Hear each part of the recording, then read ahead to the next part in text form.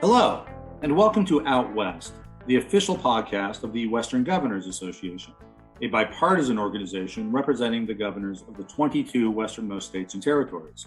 I'm Jim Ogsbury, Executive Director of WGA. This episode is the fourth in a series regarding Idaho Governor Brad Little's WGA Chair Initiative, Working Lands, Working Communities. Governor Little's initiative is examining the interdependent relationships between Western communities and resource management entities, as well as the role that local communities play in successful land planning and management processes.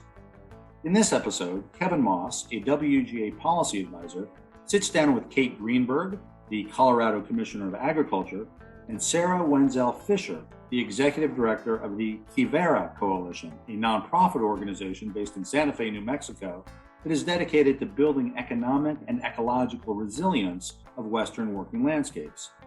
Their conversation addresses the changing demographics of the region's agricultural workforce, as well as strategies for attracting young people to the industry and providing them with the skills necessary to succeed.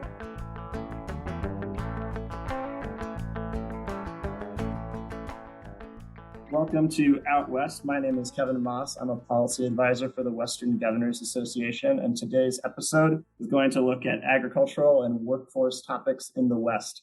I'm excited to welcome Kate Greenberg, who is Commissioner of Agriculture for the state of Colorado, and also Sarah Wenzel-Fisher, who is Executive Director of the Quivira Coalition. Thanks for joining us today.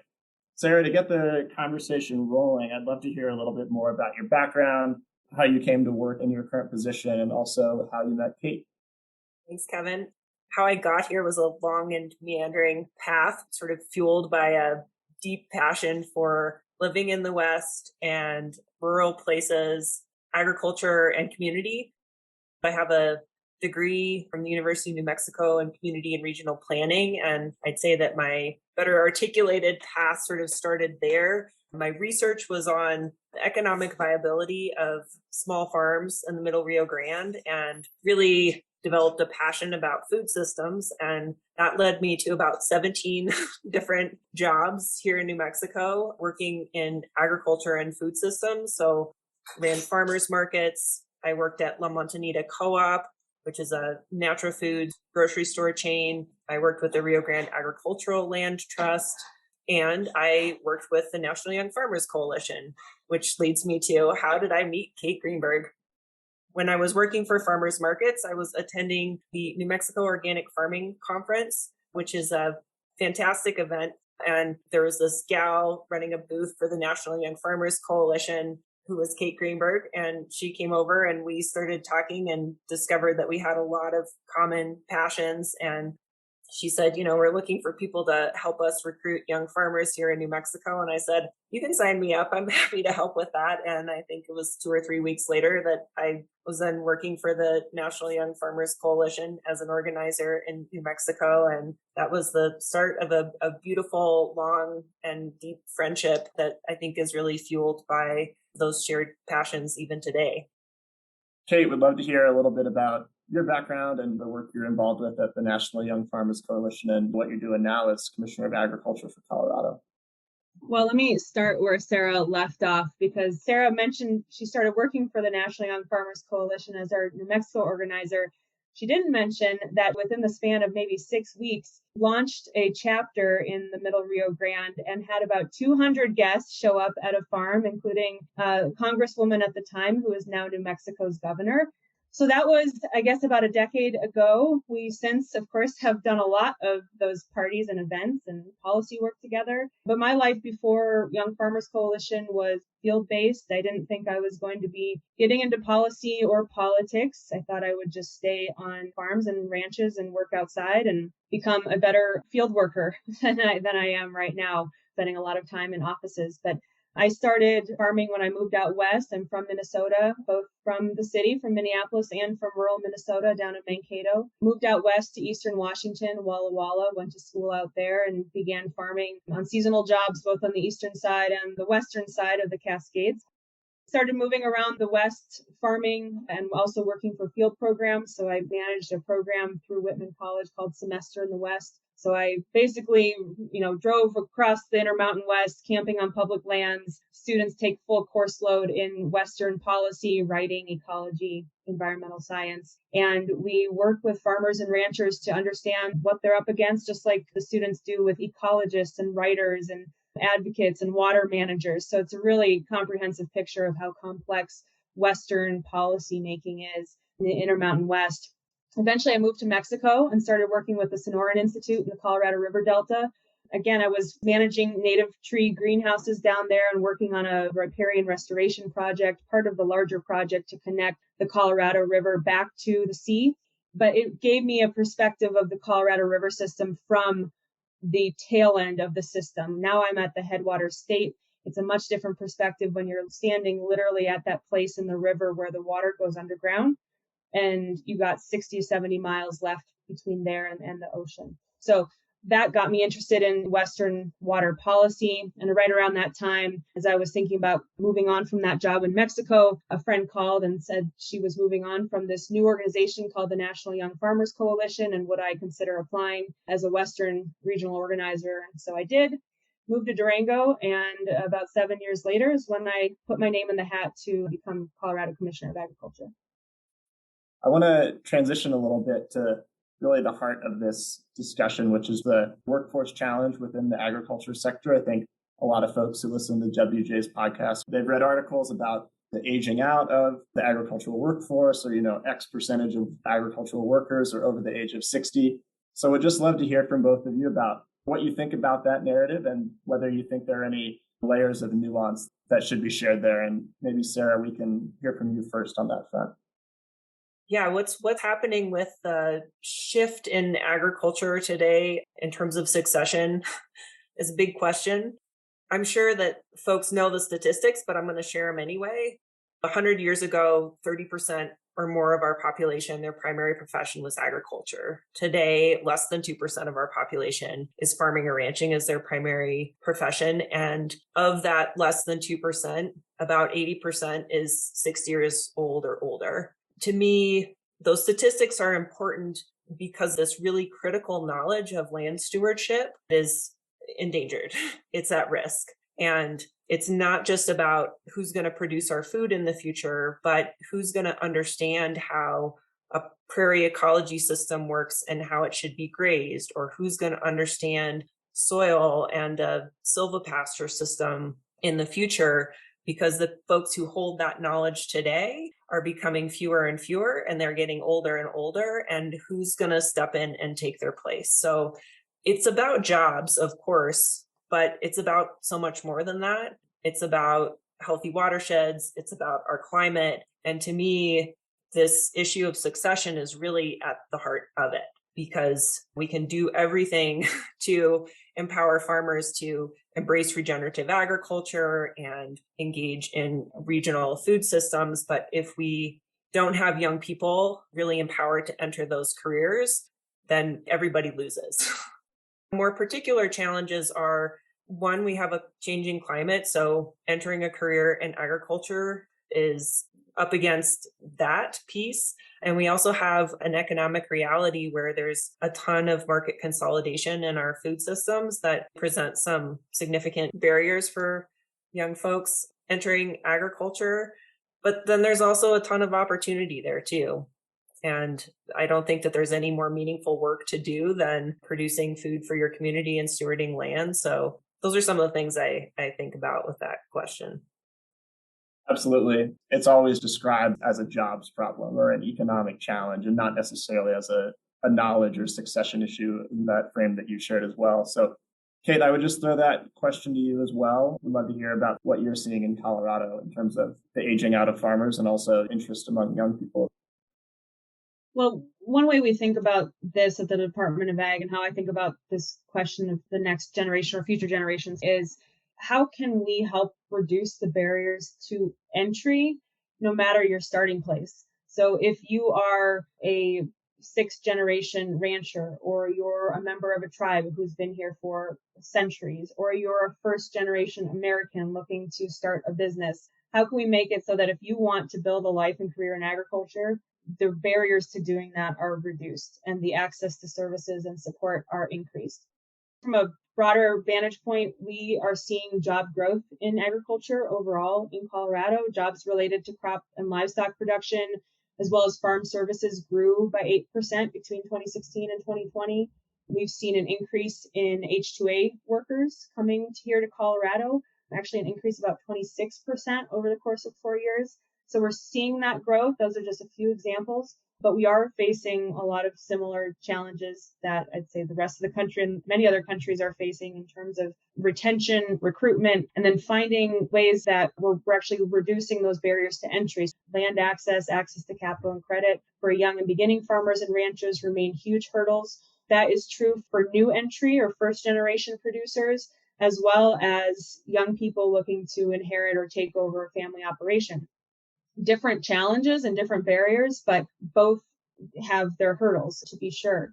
So what we're thinking about here, for example, on the younger side of things, we need to make sure that young people are actually excited about agriculture. And that's even before they're thinking about maybe even starting a business or getting experience on a farm. So we've launched a STEM program at our labs in Broomfield, and we're actually bringing middle school and high school students out to learn about the science of agriculture. So to be in ag, you don't always have to be in the field. If you don't want to be, you could be a researcher. You could be doing food safety tests, for example. You could work in our animal health lab. So we're exposing young people to that. We also have a program actually modeled after one of Quivira Coalition's excellent programs, the New Agrarian Program. Ours is called the Agricultural Workforce Development Program, and it's paid apprenticeships for young people to actually get experience on a working farm or ranch or an ag business. And then moving up in sort of the career trajectory from there, we were successful last year in advocating for $76 million in agricultural recovery money from our state legislature. Of that, we have $30 million to develop and create revolving loan fund for both processors and beginning and underserved farmers and ranchers. So we're actually working with First Southwest Bank, who has the capacity to lend statewide here in Colorado. They're going to be issuing highly affordable, highly versatile, low interest loans to beginning and underserved farmers and ranchers who are ready to take that next step and actually start or build a career on a farm or ranch. And then lastly, that succession piece. There are so many challenges, not just through policy and taxation and other questions, but interpersonally too, transitioning a family operation. So my team works with families who are at the outset of succession planning to help them think through what they need to have a successful succession plan for the next generation. So all of that is part of the whole. Of course, then we have people coming here from other countries who have lots of agricultural experience. We need to help them find a way into building a life and a career here in agriculture. I think we have so much opportunity with that. We just got to keep thinking creatively. Sarah, I think this is a good opportunity to hear from you about the Quivira Coalition's New Agrarian Program, because as I understand it, it seeks to address some of those barriers. Sure. So the New Agrarian Program is now a 11-year-old apprenticeship program. The focus of this apprenticeship program is on large landscape agriculture, which in the West means that we're working with a lot of livestock producers in the program. Not exclusively. We do have other types of operations that we are working with. We have a large organic grain farm in Montana that we partner with, family orchard operation here in New Mexico that we've worked with in the past that also does large landscape restoration using keyline design and other techniques. But by and large, we are working with folks who are using livestock and raising livestock.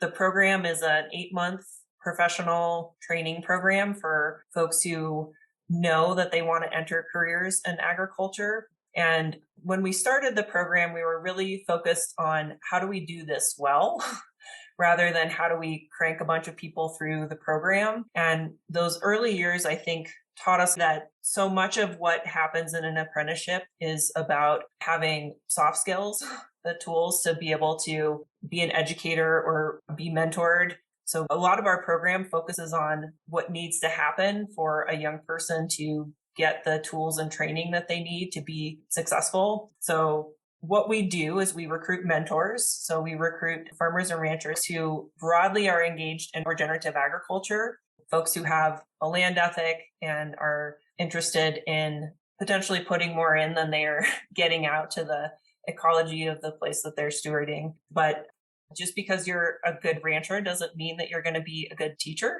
So spend a lot of time with mentors sort of talking about what do you have to offer and how do you offer it? And then our program works on recruiting for those operations. This year, we have 30 operations throughout the West that we're working with.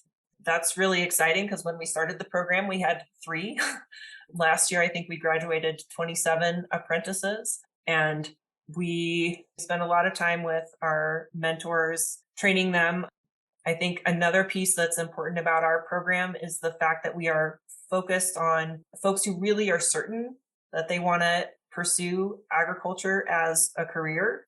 There's a growing community of apprenticeship programs in this country. There's an organization called the Field Network that is based out of Tufts University that are really working to normalize and formalize what apprenticeship means in agriculture. And we're trying to figure out best practices in our program that mean that a person entering that program is getting a really quality education, that they're getting paid a fair wage, that they're getting exposed to critical business principles as well as livestock handling or land stewardship practices so that they're really equipped to do the job that they want to do.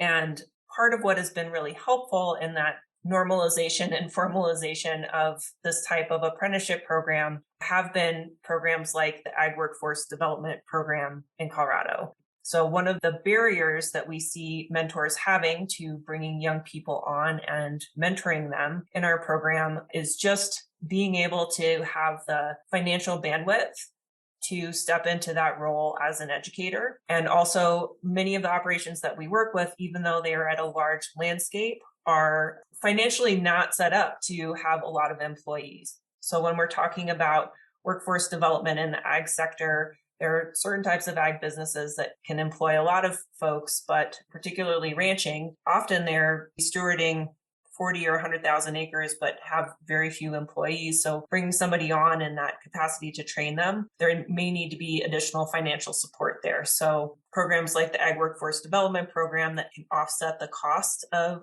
bringing a young person on are extremely important in making that point of entry for young people into those careers possible.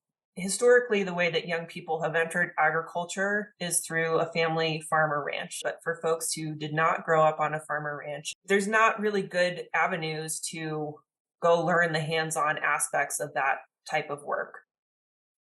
What I always think about the West, but also Colorado in particular, is just the incredible diversity of agricultural products that are produced in the state, from the Eastern Plains through the Rocky Mountains and then over to the Western Slope. So Kate, I would love to hear from you if within those subregions or within particular sectors of the ag economy, if there are any particular workforce demands or needs that policymakers should be aware of.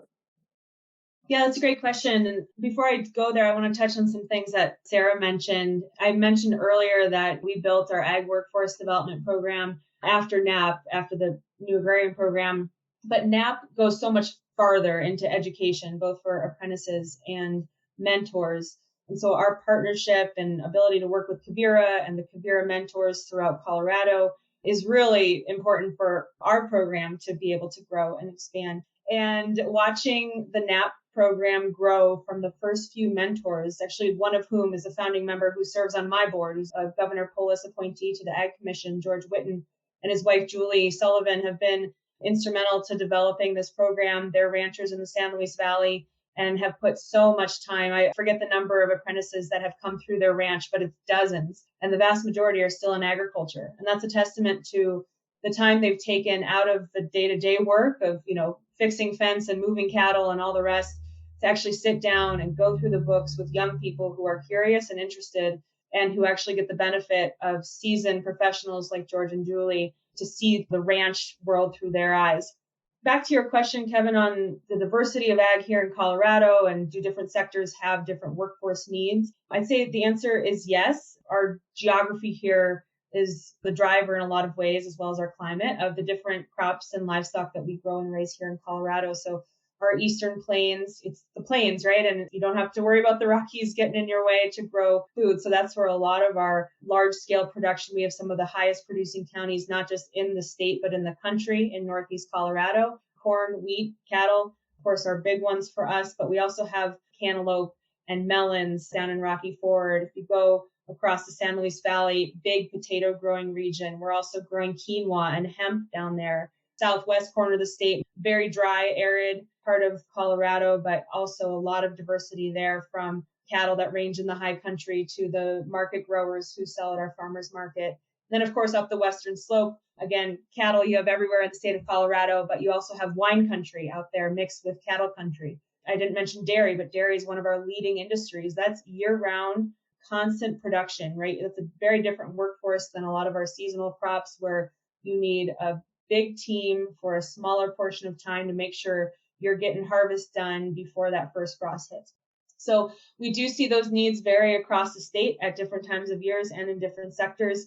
I would say what all those sectors have in common is right now, the labor shortage that we're seeing, that is real regardless of what sector you're in, and this question of the next generation and what we're going to do to, again, reduce those barriers for young people and make sure that we have many points of entry for young people to get involved in agriculture.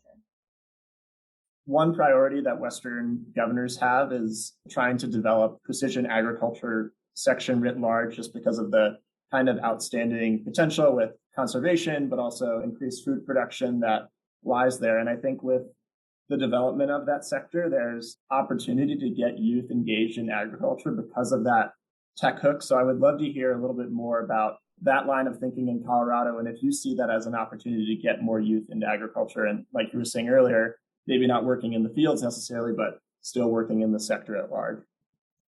Well, absolutely. I think technology and innovation are essential. And when you pair that with biology and natural resource stewardship, in my mind, you can't have the former without the latter, right? Like, as we grow our technology, we have to remember that this is an art and a science rooted in the natural world. Governor Polis, my boss and our governor here in Colorado, is the vice chair of WGA.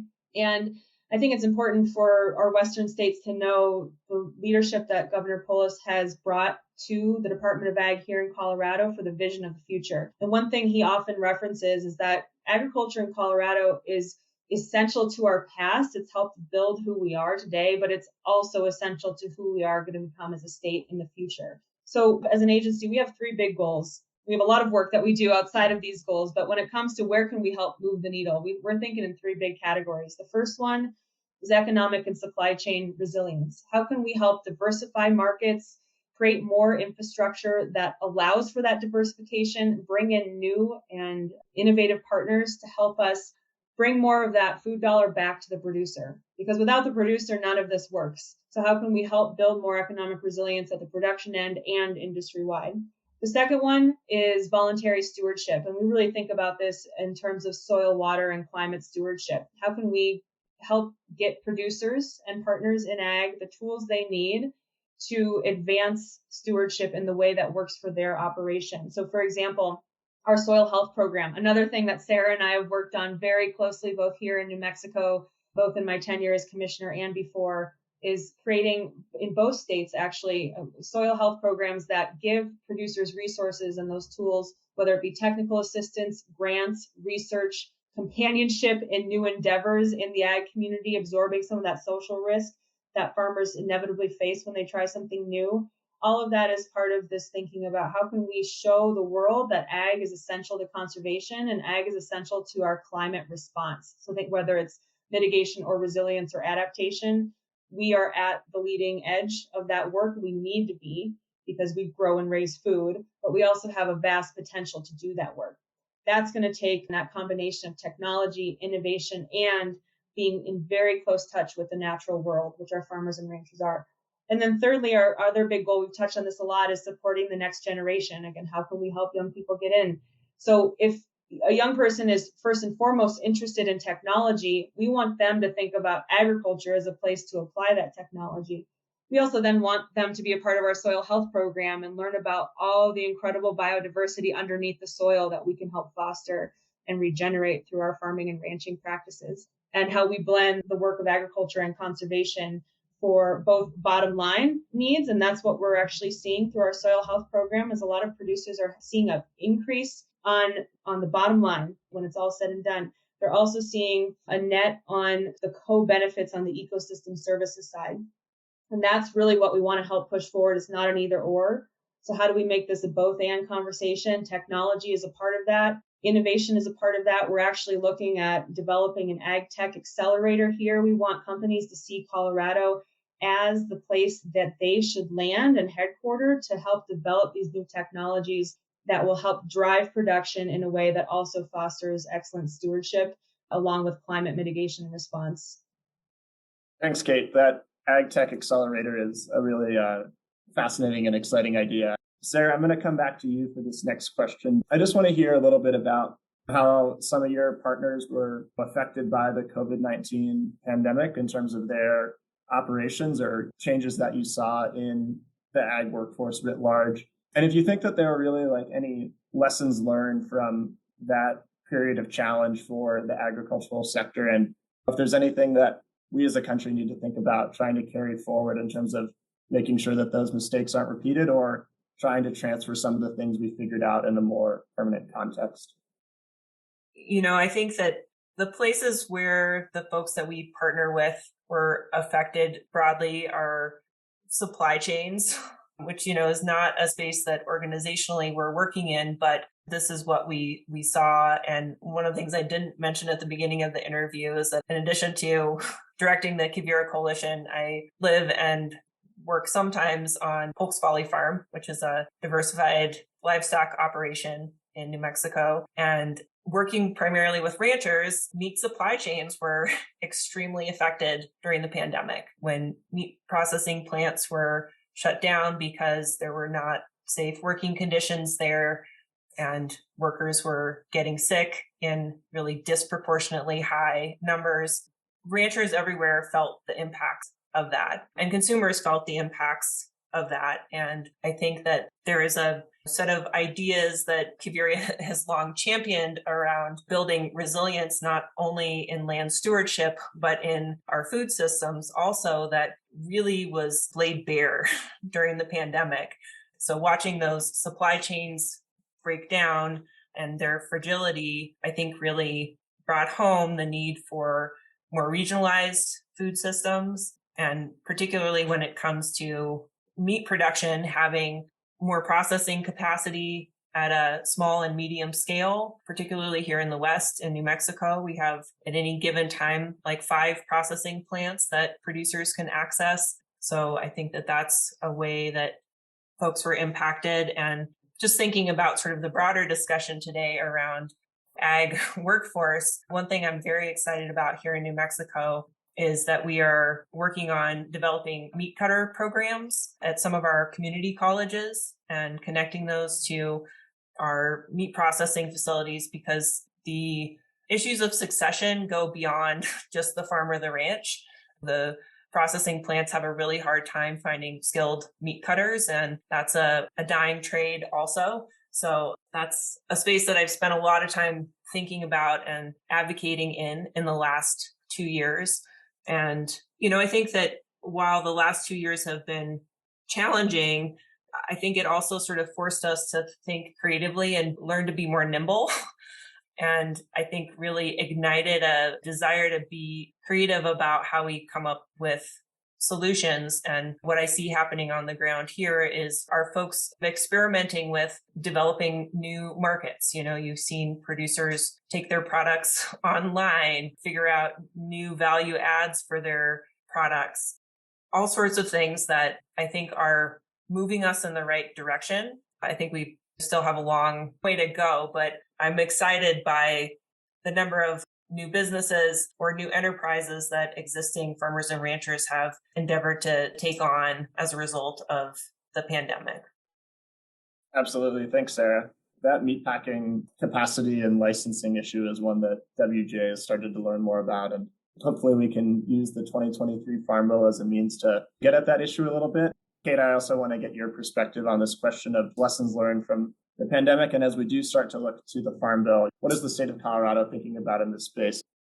Well, we saw in the pandemic was an incredible co-response through all levels of government and private sector together. One thing we did at the very outset of COVID, actually in March 2020, the Department of Ag was setting up my emergency response subcommittees, essentially, who's going to be at our emergency operations center and who's going to be on supply chain issues. We also had a recovery team that was thinking, okay, who knows what is going to happen or how long this is going to go on, but at some point we're going to have to recover from this.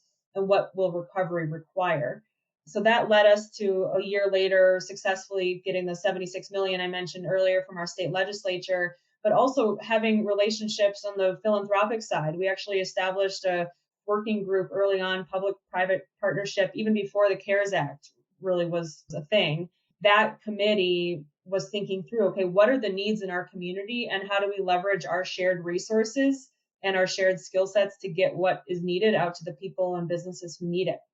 So we were able to actually dispatch very quickly philanthropic dollars to help producers within the first few months of COVID. That grew when CARES Act was passed. We used that same model and platform to figure out how should we distribute this money and what is the best use, the greatest need, and where can we leverage these dollars to? So if we need a match, we're talking to folks who can put a match in for a much bigger grant. We're working in the same model now with the USDA's $1 billion climate proposal, with $1 billion for processing, as well as for a local food LFPA grant that we're working on with Human Services. All of that is cross-agency, and it's collaboration at the state, local, federal level, and instances consultation with our tribes as well, which is just as important for all this work. So I think in terms of the Farm Bill, of course, we have our Farm Bill titles that we're all used to, but where can we look at crossing over into other programs or other titles that will leverage that collaborative potential? We've seen it work.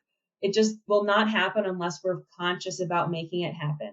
If we had done COVID response in a vacuum and I said, thanks so much, everybody, but CDA is just going to go at this alone because that's how we were built, we would not have been successful. Same if Governor Polis said, thanks, everybody, we're just going to do this on our own. No, he said, figure out what needs to happen, figure out who you need to work with, public, private, state, local, federal. Our relationships with our counties here in Colorado is huge. When it comes to water, we have our basin roundtables here in Colorado. We rely on them for that ground up grassroots decision making on what is most important in terms of water conservation or water projects in their home basin. So that's less on the policy side. But how do we do the next Farm Bill? I hope we are thinking outside the box. We're thinking cross-jurisdictional. We're thinking collaborative, synergistic. It's not just, that's conservation title. We can't do marketing work on climate because that's not conservation. Well, in Colorado's way of thinking, that is conservation. We're bringing in market partners to pay our producers who are willing to try new things to advance climate stewardship. Government doesn't have to be the ones holding them up to do that. We can help absorb some of the risk, but there's market demand for it. So let's bring in those partnerships and look at how Farm Bill policy can help foster for those cross-divisional solutions. Coming off the back of the COVID pandemic, now is an opportunity to look fresh at the role of federal government in supporting the ag sector across the country. And to that end, I do want to hone in on the workforce piece at the end here as we get ready to go. But just want to get both of your thoughts on any suggestions or thoughts you have for Western states or governors just on opportunities to ramp up some of these workforce pipelines in the West, whether that's partnering with universities or tapping into cooperative extension services or trying to build apprenticeship pipelines like Quivira Coalition has done. So Sarah, maybe we start with you and then we'll go to Kate after that. Sure. Specifically focusing on ag workforce development, I think that in addition to some of the collaborations that you just mentioned, I think community colleges are a really critical one. I mentioned previously, we're excited about a meat cutting program at community colleges. I think that the trades are a great place to be looking for opportunities to think creatively about ways that folks can be contributing to the agriculture sector. So I think a message maybe for other states, we do this all the time. We ask, what are other states doing that we want to replicate? So I mentioned our STAR program, our Saving Tomorrow's Ag Resources program, which is really the first iteration of our soil health program. We actually adopted something that a conservation district in Illinois had launched. We took it and made it work for Colorado, scaled it up. We're building it out with 17 conservation districts right now and over 100 producers in this pilot phase. And now, as we're moving forward to scale it yet more, we're going back to Illinois and saying, hey, you guys were the ones who really first launched this idea. How can we help you scale? And how can we help us as a country grow this concept, assuming it's got legs, which we think it does? So we don't have to reinvent the wheel if other states have solved these problems. I think the workforce question goes back to kind of what I talked about at the very beginning, that people come into agriculture from all sorts of different starting places. They might be working to take over the family ranch and they're the fifth generation and it's going to be on them. And they're also raising a family and trying to figure out how to deal with drought and climate change. Really incredibly challenging questions. It might be a refugee family who farmed in their home country and is in a new country and could have so much to contribute to Colorado, to the US, if they knew how to access resources, if they had culturally appropriate and linguistically appropriate resources to gain that access to the people and places that would help them build a business or build a life in agriculture. So I think it's thinking about where are people starting from?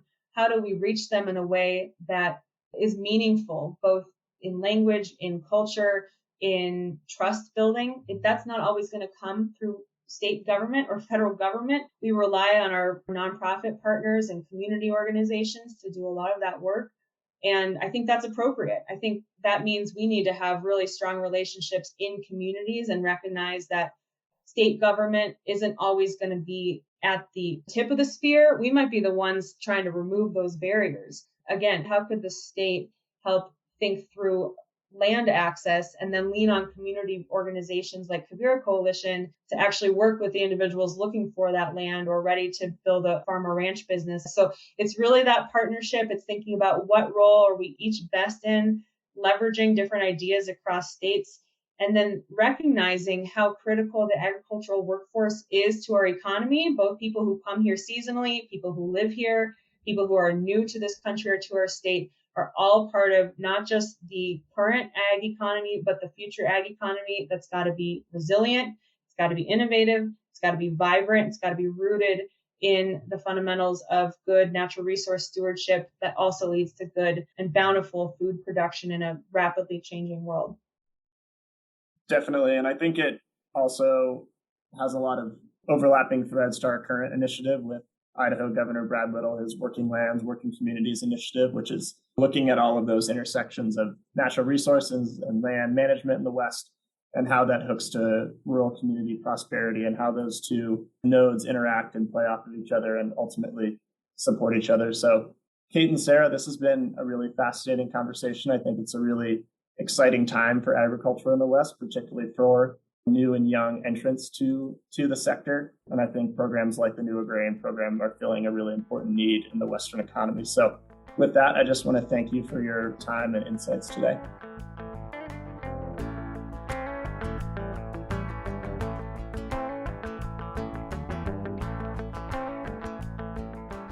Thanks for listening to this episode of Out West, presented by the Western Governors Association. To learn more about our ongoing efforts on workforce development, please visit westgov.org. And be sure to join us next time as we continue to discuss critical issues facing the Western United States. Finally, WGA would like to thank Kate Greenberg and Sarah Wenzel-Fisher for sharing their expertise on the agricultural workforce, as well as the Working Lands, Working Communities Initiative sponsors, Deloitte and Walker Consulting, and the U.S. Department of Agriculture. Happy trails, everyone.